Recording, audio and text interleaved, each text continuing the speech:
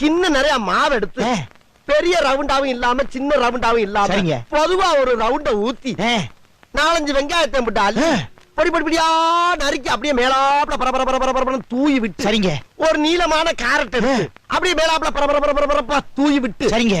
ஒரு 16 கரண்டி நெய் எடுத்து சரிங்க. அதுல 6 கரண்டி நெய்ய உள் சைடு அப்படியே லேசா விளாவி விட்டு 10 கரண்டி நெய்ய தோசைக்கு வெளி சைடு அப்படியே மேலாப்ல விளாவி விட்டு சரிங்க.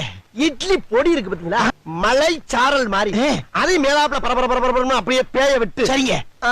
பொத்துனாப்ல அப்படி ஒரு பரட்டு இப்படி ஒரு பரட்டு அப்படி பரட்டி விட்டு அப்படியே ரெட்டி கலர்ல முருக விட்டு அழகா மடிச்சு கம கமன்னு ஒரு ஊத்தப்பத்தை எடுத்துட்டு வாங்க சரிங்க. அண்ணனுக்கு ஊத்த